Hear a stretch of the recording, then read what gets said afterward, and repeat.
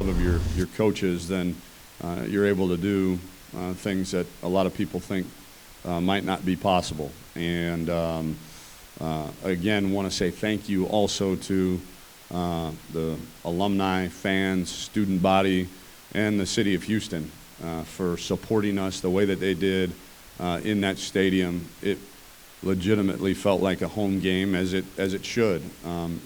Even though it's a neutral site game, we're playing in our hometown, and I felt like that the atmosphere there really, gave us a bit of an advantage because of how loud and raucous and energetic the crowd was. So, with that, questions?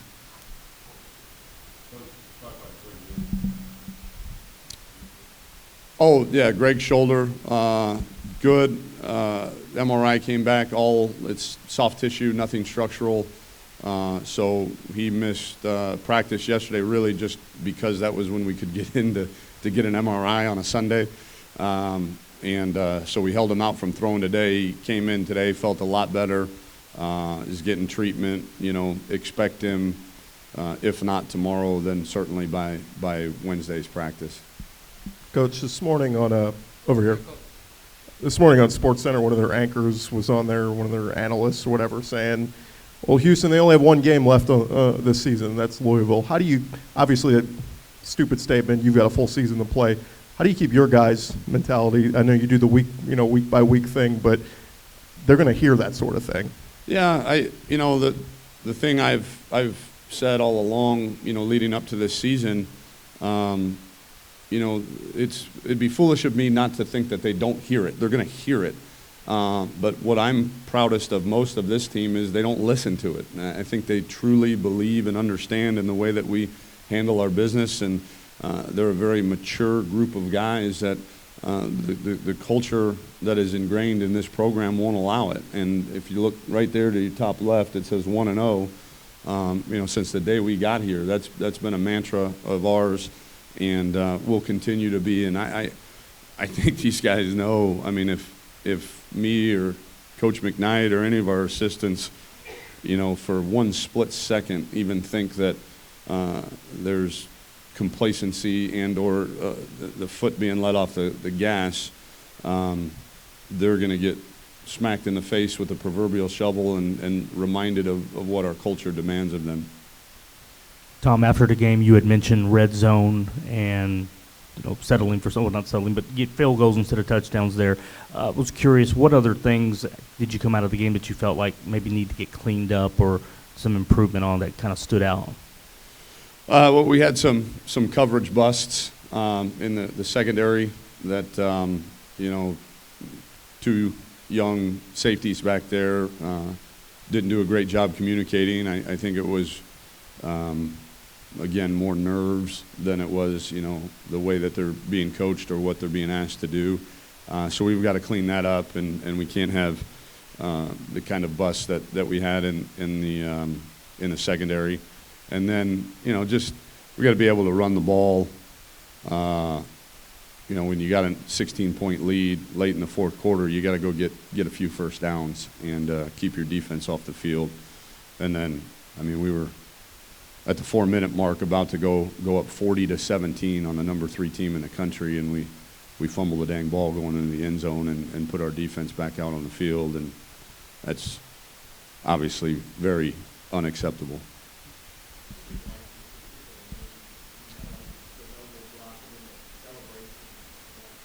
Yeah, the celebration one was idiotic, but and Garrett has been dealt with on that. We definitely want our guys to get excited, but we want them to express it in the proper way. And then, Will's wasn't a penalty. It was called, but it was, when you watch the film, it wasn't there. Coach, if you can, just expound on your special teams this past weekend. Obviously, you got the return and the touchdown, but beside that, what else stood out? Well, that we stink on kickoff return. We had 2 returns, first 2 returns of the game, I believe.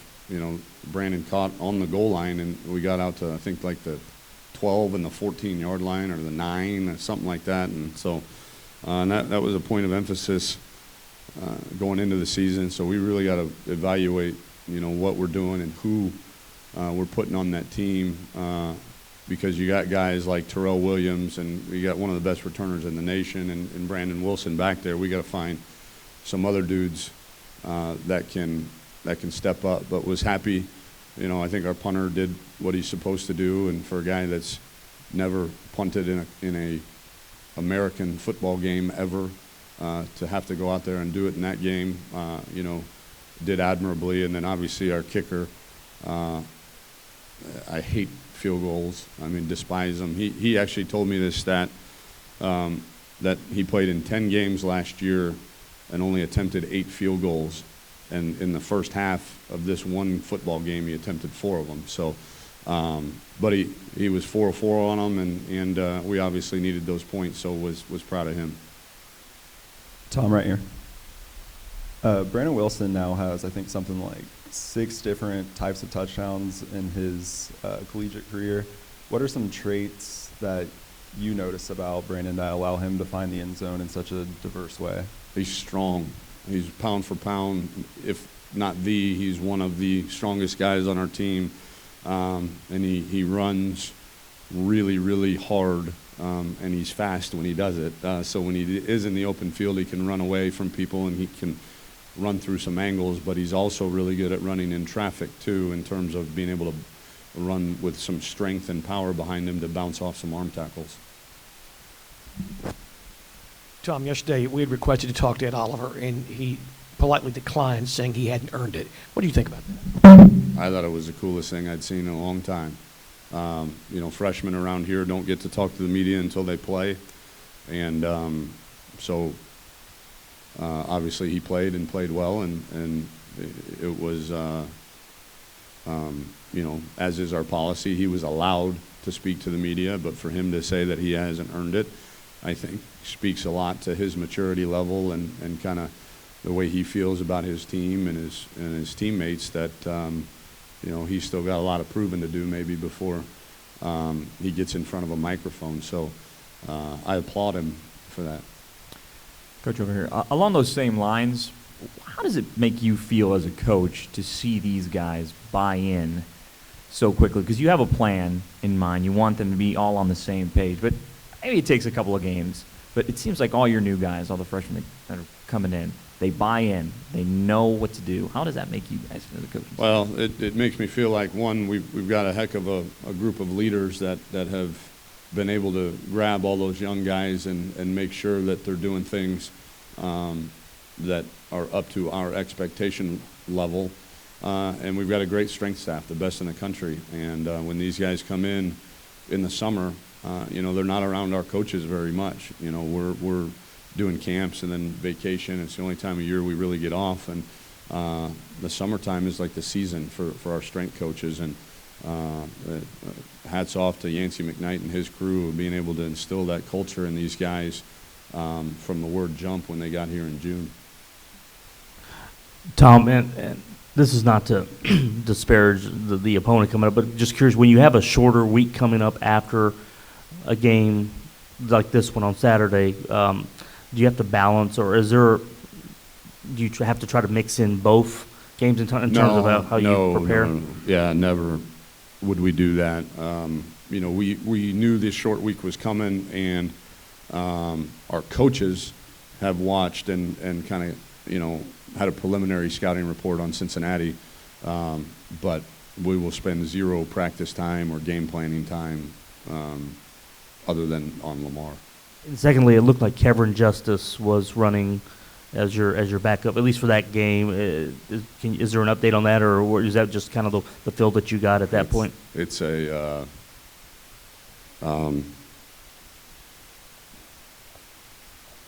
what's to say?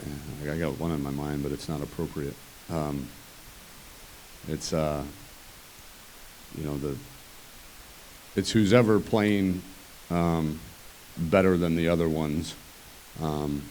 Obviously, none of them have played great up until this point, but who's ever playing the best, and really at that position. It's can you protect the ball and protect the quarterback, and we'll figure out all the running stuff later. But if you're careless with the football and you don't understand protections and you get our quarterback hurt, then you're not going to see the field. And Kevin, for all intents and purposes, right now is doing the best job of that.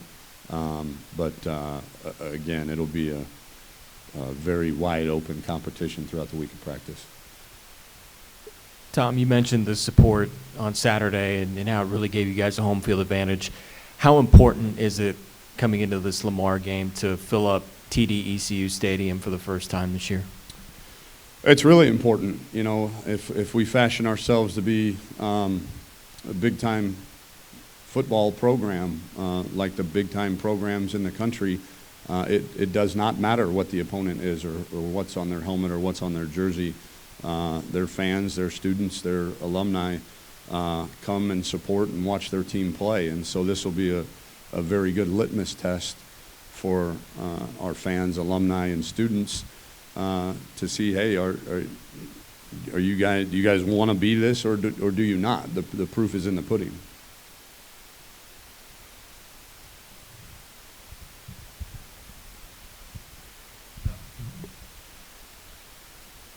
You said so many times, trust your training. It's a mantra for your program. The players all talked about how the intensity of your practices and the way that you conduct those practices prepared them to start quickly in a season.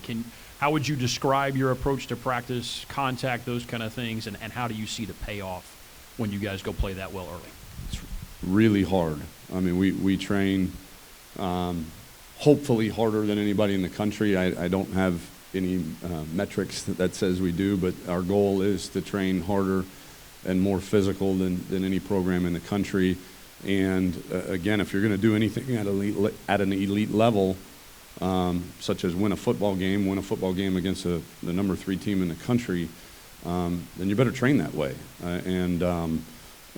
We like to think that we practice so hard that the games are easy. And I know a lot of teams say that or maybe glance through it in a team meeting one time or whatever, but that is literally the only thing we focus on is how hard we prepare, how physical we are when we do prepare. And again, kind of a funny scene in the fourth quarter, we could tell our guys were tired, and their guys were tired. There was a timeout or change of possession. There was a defensive huddle, and Garrett Davis looked around and said to his teammates, he's like, guys, this is what we trained for. This is like period 18 in training camp. We still got 30 more minutes of live football left. That's pretty unique in today's college football landscape to for the kid to think of it that way, I think was, brought a smile to my face. And then B, there's not many teams that do what we do, and I think our kids take a tremendous amount of pride in that. Tom, could you just talk about Lamar if you watched him on tape, some things that stand out? Yeah, tremendous amount of respect for Coach Woodard and what he's done there, and their 7 years of bringing football back and, playing really good football in the Southland Conference. Obviously, only one game, especially defensively. They've got a new defensive coordinator, so really only one game for us to watch from an offensive game planning standpoint. And what stands out is they're very well coached, they're sound, and their free safety, Jernigan, I think he had 14 tackles. I mean, he's everywhere and makes a ton of plays for them. On defense. And then on the offensive side of the ball, their running back, Harrington, rushed for 207 yards by himself. And so we're going to have to stop the run. And he's a pretty dang good player. Tom, any updates on Rashad? And have you heard back on Trendavian? Yeah, have not heard about Trendavian. And Rashad is still day-to-day, no updates yet. And along the receivers, especially on the outside, you seem to have bigger body kind of guys that can go up and make catches. Aren't necessarily speed guys, but no, they're not. But you look at some of the things that happened in the game, some of the catches they made.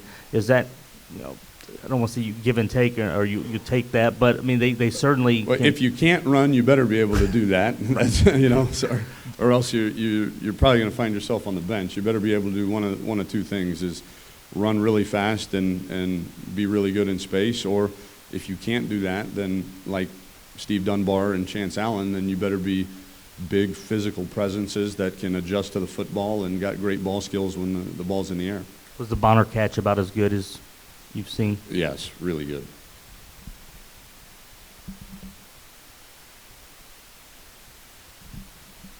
Tom, coming into this year, you had to replace some elite level leadership, and especially Landon Roberts, as you made note, on the defensive side.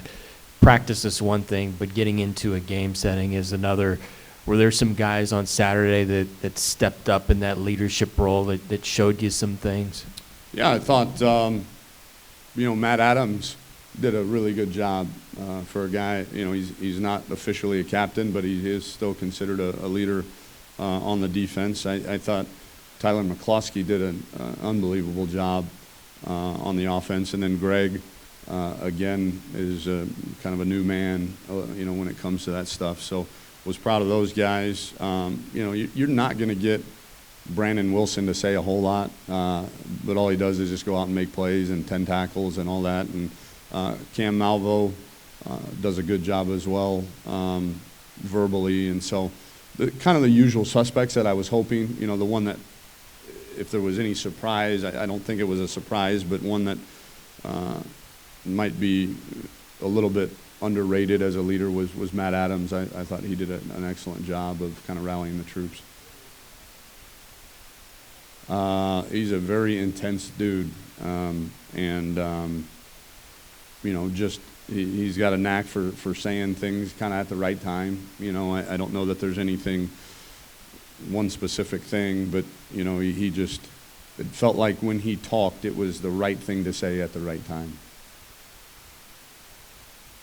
Tom, it seems like the trend in college football over the last few years has been to go more toward thud in practice and to back off of contact and to back off of that sort of physical work. You sound like you are still, you didn't buy into that. And I guess I'm curious, how do you know where to draw the line in this day and age?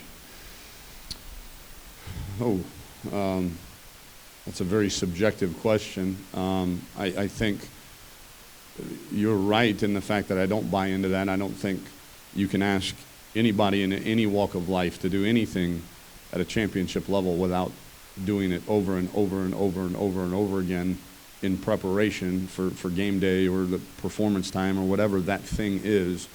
But one of the biggest things I was concerned with going in was, were we going to be fresh enough? Were we going to have our legs? Were we going to have a bounce to our step? And we did this last week leading up to the game. Our practices were very short. Now they were intense when we were on the field, but we weren't on the field. But hour 20, hour 30 minutes were a normal game. Like tomorrow, we'll be out there for 2.5 hours in full pads and all that stuff. But I wanted to make sure that the 2.5 weeks of training camp plus the week before the true game week, that's 3.5 weeks of just pounding the heck out of each other. That myself, and this one thing me and Coach McKnight, we talk about every day is how fresh are we, but